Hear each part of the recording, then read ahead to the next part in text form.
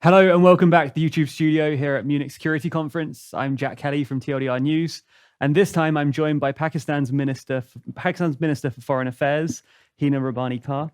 Very nice to meet you. Thanks for joining us. I'd like to start with kind of the big topic of the conference, the war in Ukraine. For the most part, Pakistan seems to have taken a relatively neutral stance on the war and hasn't followed the Western-led sanctions, as well as not explicitly criticizing Putin for his measures.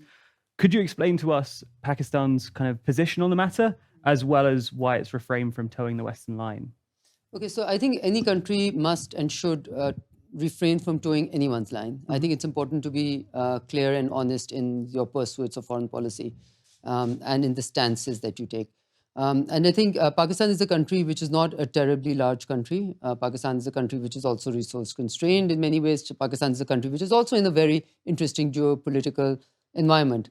Now, we are also a country which has the threat of a really large, big country, which has become very aggressive in the last many years, and which has actually gone out into an annexed or re-annexed what is Jammu and Indian-occupied Jammu and Kashmir, which is, according to the Security Council resolution, a disputed territory.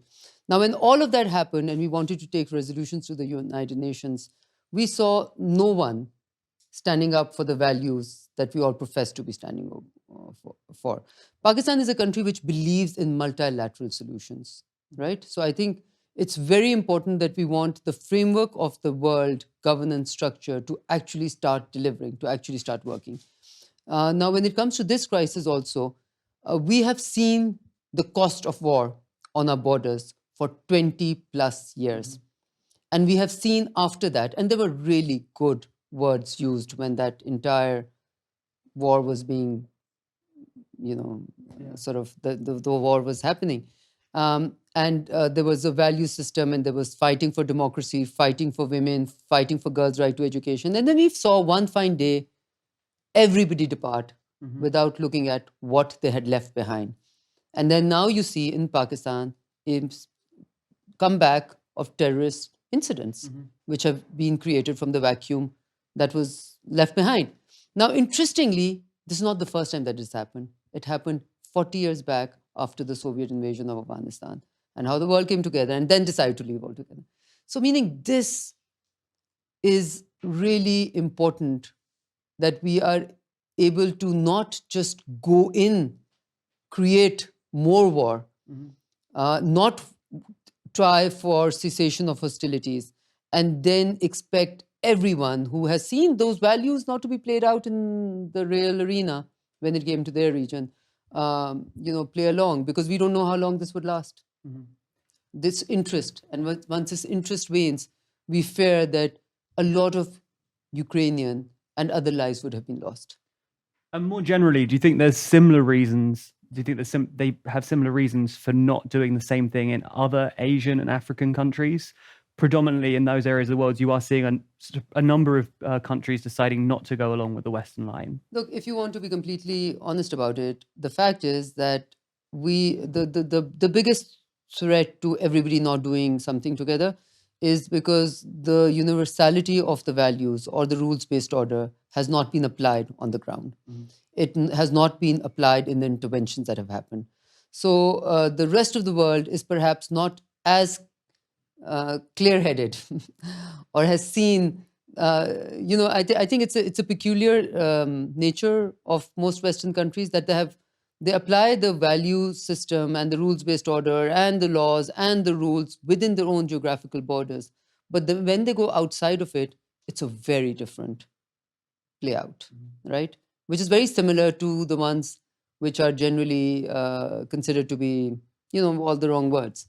So I think that's why the difference between the response of the rest of the world and sort of mostly European countries is because of that.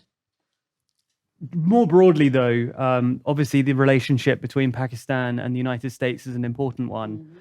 Recently, your foreign minister remarked to VOA News that for too long, the US-Pakistan relations have been colored by the events of Afghanistan, and it's time to move beyond that. Yeah. Do you think that's something that's going to happen? And how do you see the US-Pakistan relationship evolving from here? I think that's something that is perhaps already happening. I think as the US interest and presence in Afghanistan has waned. The bilateral track between US and Pakistan is back in action, etc. Now, that still doesn't meaning that still doesn't.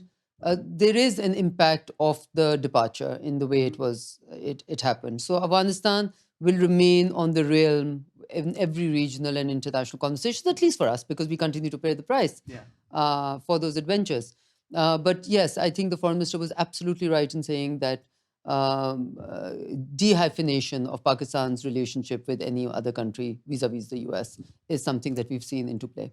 And are you optimistic about that relationship going forward with the United States? I have no reason why not to be optimistic, because I think what needs to be understood is that every country must be able to make its own choices. That's the whole concept of sovereignty. So when we say, oh, why are you not towing my line? That is like saying, why are you being yourself? Right? Now, it seems exceptionally wrong, but today, even in Munich, the space for an alternate narrative or even an alternate truth and an alternate reality check has actually contracted. I don't say Munich, specifically Munich, but as someone who's been coming to the Munich Security Conference for a few years now, it's remarkable. 3 years back, if you'd asked me that these are the type of conversations that we would be having, that we'd be celebrating military spending and that we would be talking about, just everybody being exceptionally militarized in their thinking and aggressive in many ways, and the decoupling of the world and the blocks and the confrontational approach and the good and the bad and us and them. Seriously, remarkable. It seems like as if human civilization is moving backwards, right? There are always options. There are always options which can be reached through negotiation. I mean, the whole question of China, for instance, right now is an important one, because China is not another country which doesn't has, or other countries do not have interest. The interest, we did connect the world. You cannot, there's not a button to disconnect, right?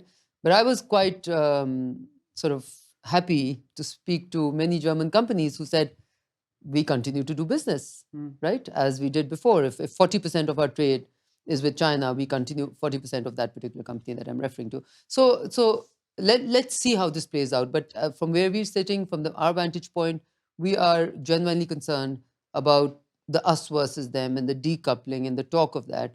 And I think in order to build a cohesive force, it may be useful to be able to understand each other's perspective, to be able to understand each other's threat perception, and then to apply universally our value system on no matter where the threat is coming from. What we're seeing right now is if a country is of geopolitical interest, strategic interest in the Indo-Pacific regime or anywhere else, then they can get away with murder. And nobody's value system will be threatened by that, right? So that's what's perhaps not playing out very well. And you talk about China, obviously an important partner of yours as well. In fact, it's often been described as an all-weather strategic cooperative partnership. It is indeed an all-weather strategic cooperative partner. Absolutely. And how do you think that's going to progress going forward as well? What do you see in the future for the Sino-Pakistan relationship? Look, it's very interesting because from where we sit, they say from where you stand depends on where you sit geographically, right?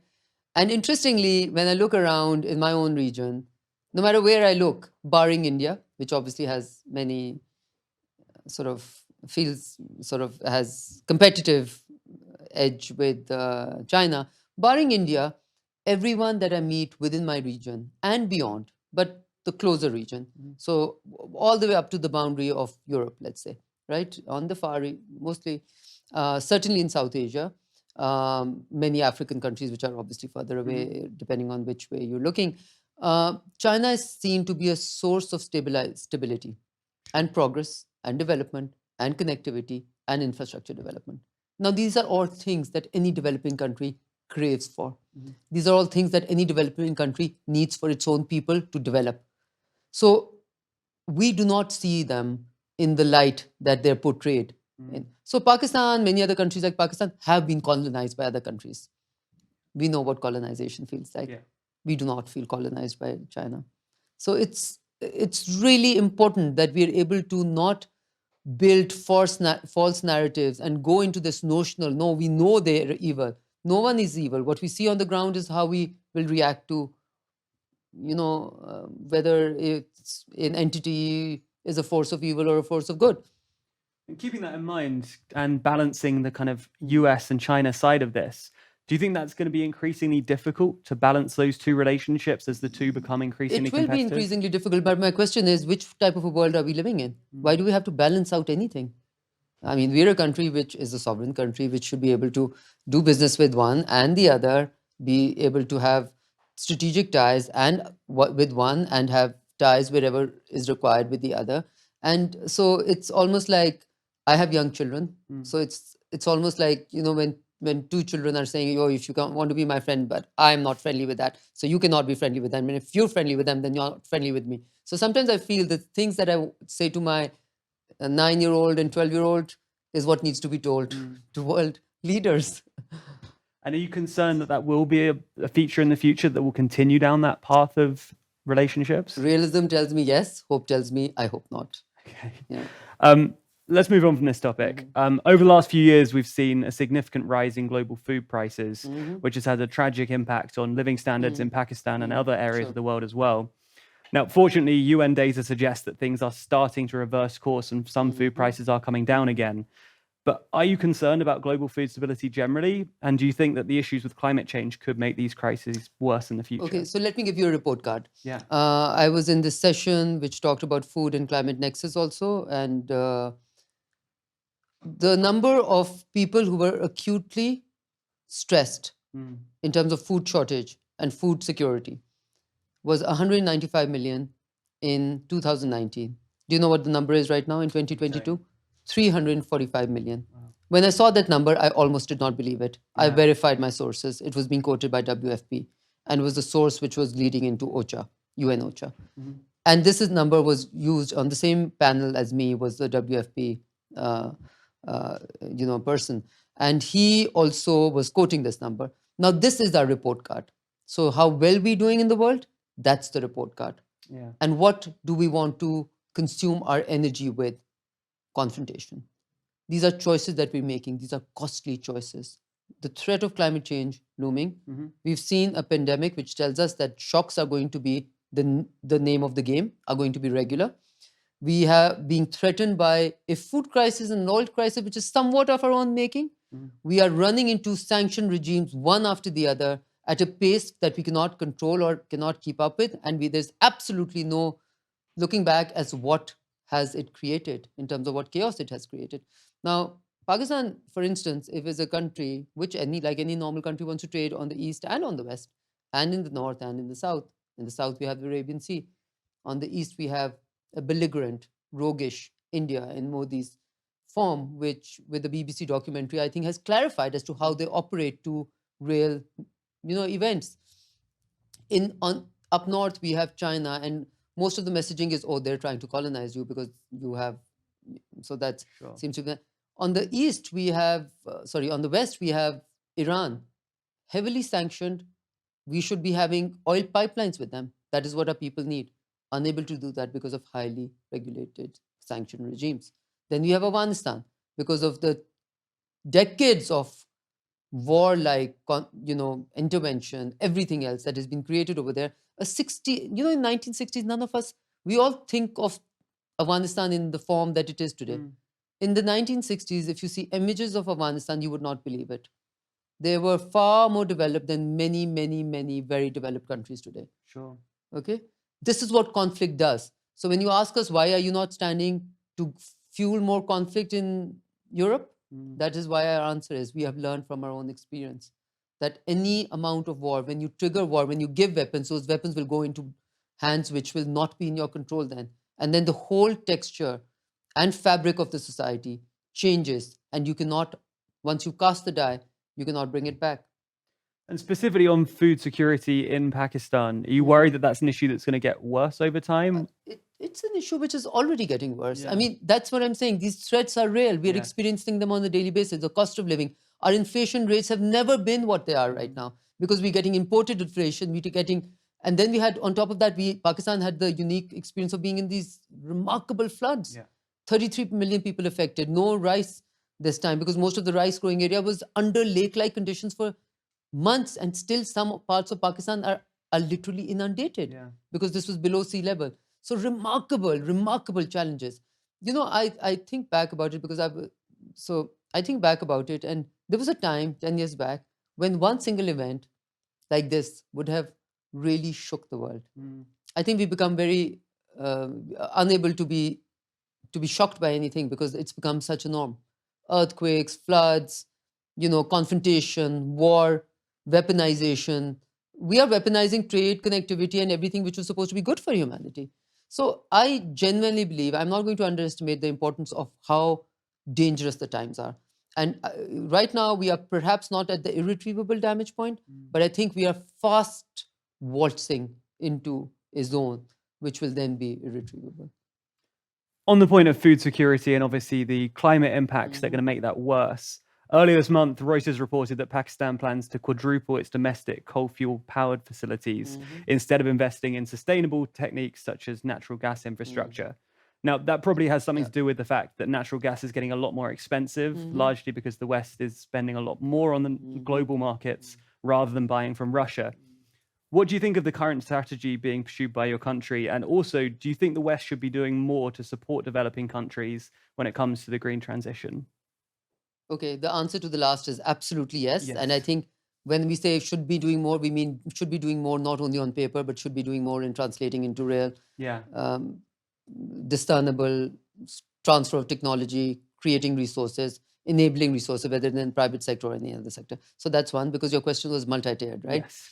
Now, the other question related to that was that why is it going for coal? I think the Reuters report missed a small detail, and that is that Pakistan intends to have 50,000 megawatts of solar energy, and that has already started working, right? So we are trying to go as renewable as is virtually possible, as is possible in every which way.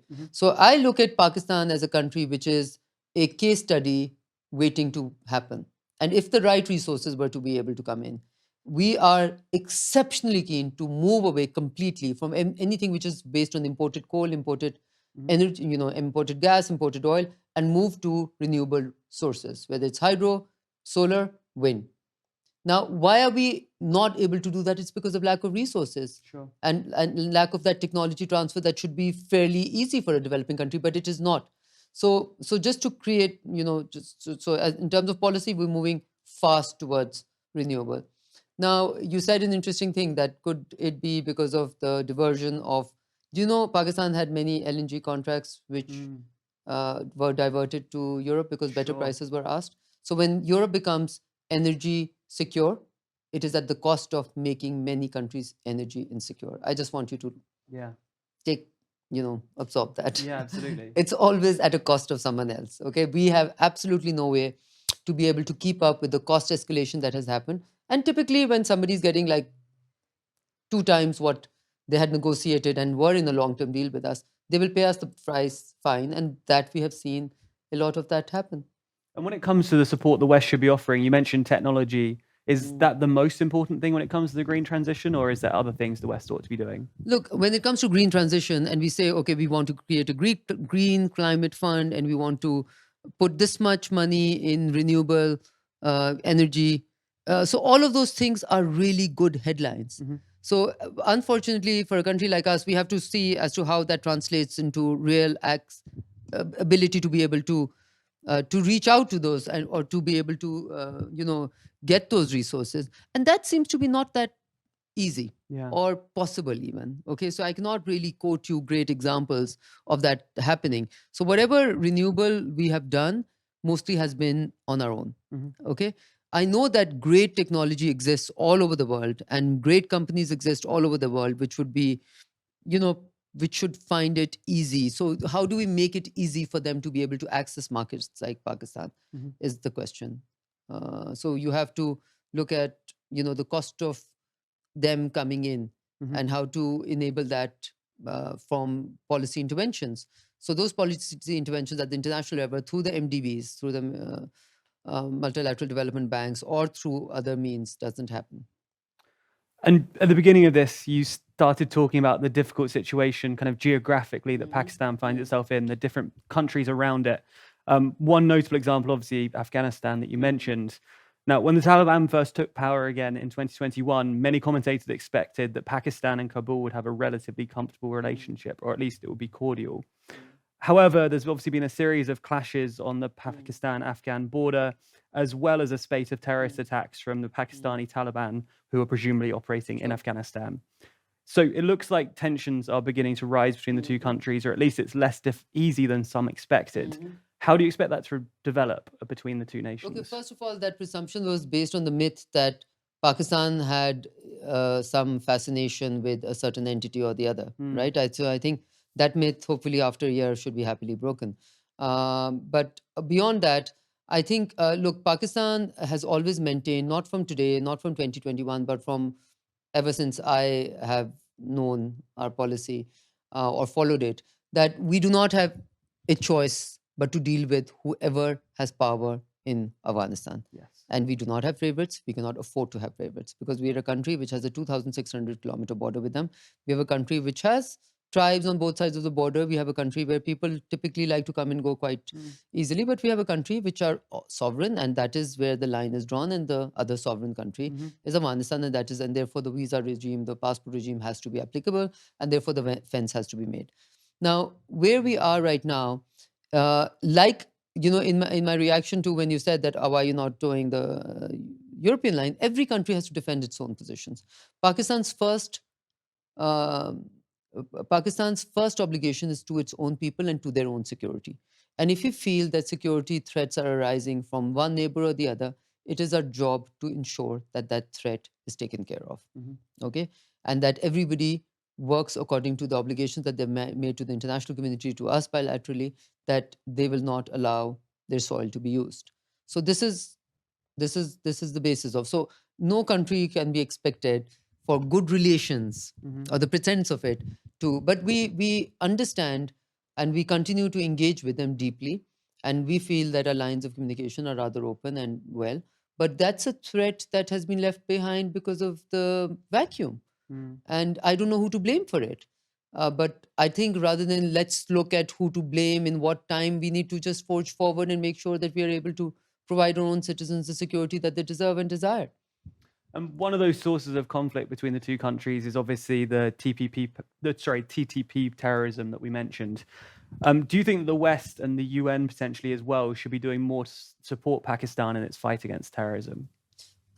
Obviously, I do. Okay, but more than that, I think I think we just keep on going from one adventure to the next and have no time to absorb what has been the pieces and the literally, almost like post an earthquake type of conditions that are created once these interventions happen. And what do they leave behind? And then we go and take the same, forget about all the commitments that were made to the girls, to the women, to the democratic values, to everything, and then happily move on and happily justifying it and saying, deal with it, right? That's not responsible behavior. That has consequences. That has consequences of lives. So please, the values that we project, that we talk about, must be followed, okay? And I cannot understand, I consider this to be irresponsible, highly irresponsible. Because it may not be a European life. An Afghan life is also a life, right? Yeah. And so many of them, and so much chaos, and so much instability has been very costly. And that costliness doesn't end on the border of Afghanistan, unfortunately. It envelops the entire region. I would be concerned even if it was in Afghanistan. And then you have this nice, interesting way of narrative shaping and moral outrage, which is, of course, we can't do business with them because they don't allow. And would you like the girls to starve then? Because there will be no humanitarian assistance going, and forget humanitarian assistance, their reserves would be frozen. And I have no love lost for anyone, but I do have love lost for the Afghan people, 40 million of them. So it's remarkable to create conditions in which we enable the starvation of people. That cannot be okay, just because it's not in the news anymore. And the cameras have moved away. The column writers have moved away. The think tanks have moved away. It's literally like a whole industry just moves from one to the other. But we are left to face the consequences. So it's not a pretty sight. Finally, we obviously touched on this already, the floods in Pakistan recently. It's been reported that since the flooding, Pakistan has been seeking debt relief from some of their international creditors, including China, who represents about 30% of Pakistan's national debt. Considering this, do you think that we need a new format for international debt relief in order to support developing countries better, especially given the growing tensions between the Paris Club and China? Okay, so when we say it has been reported, it's because we're not sure of what we're saying. Yeah, no, I don't think Pakistan has formally asked for debt relief from anyone.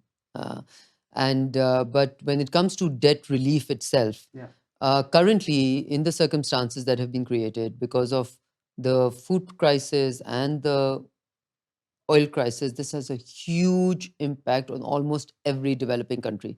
Certainly in Africa, certainly many countries in South Asia, and perhaps many countries in Central Asia also, and beyond. Now, what that requires is international reaction. What that requires is to look at debt relief or the burden of debt, which has been exacerbated because of the food crisis and the oil crisis, especially the oil crisis. Countries like Pakistan, 25% of our budget on oil imports. When oil imports suddenly become really, really dearer by hundreds of percent, what do you do? Sure. Right? So I think it's exceptionally important not to let this confrontation of China and the Paris Club and everything else, and some of it, or most of it, I would say self-created confrontations, to come in the way of really looking for solutions. Because if you don't intervene now for a larger group of countries, then the cost of intervention later on will be far higher. Absolutely. Yeah. Thank you so much for your time. It's been really interesting to hear your perspective directly from you. Thanks for coming. Pleasure.